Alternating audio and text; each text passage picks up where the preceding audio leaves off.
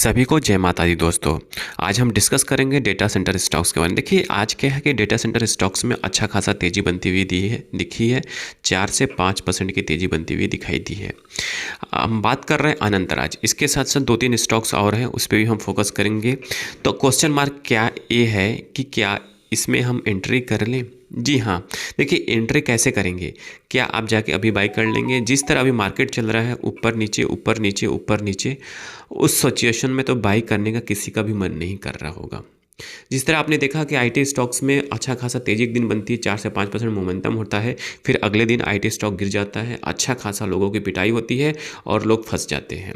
तो क्या इसी तरह डेटा सेंटर स्टॉक्स में भी हम खरीदारी कर लें?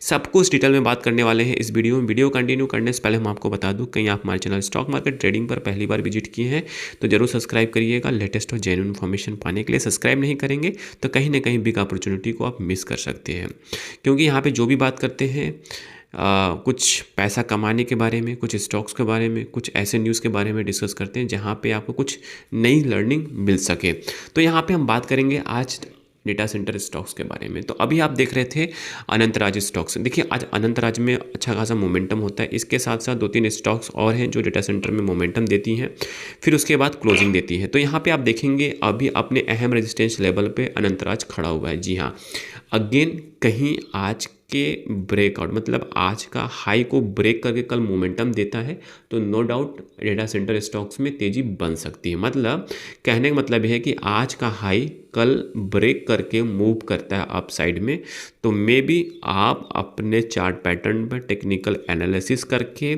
सपोर्ट रेजिस्टेंस लगा के फिर आप एंट्री करिएगा। डिस्क्लेमर के रूप में यहाँ पे कोई बाई सेल का रिकमेंडेशंस नहीं है, जस्ट एजुकेशन पर्पज से इन्फॉर्मेशन को शेयर किया जा रहा है।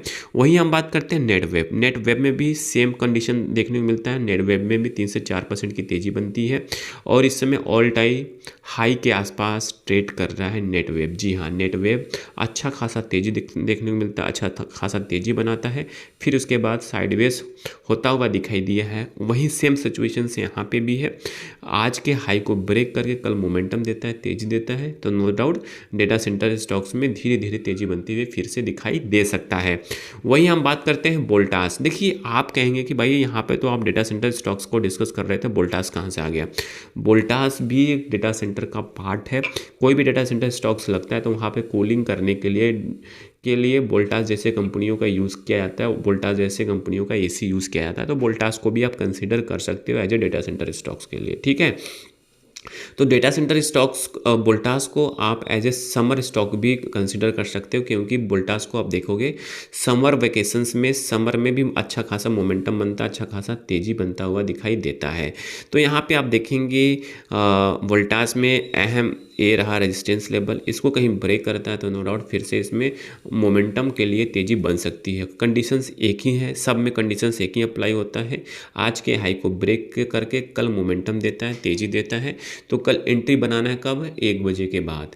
हमेशा जब भी किसी में फ्रेश स्टॉक्स में बनाइए एंट्री, वो हमेशा 1 बजे के बाद ही बनाएंगे, इंटरवल के बाद, तब पिक्चर क्लियर होता है स्टॉक्स का मोमेंटम किस साइड में हो रहा है, ठीक है।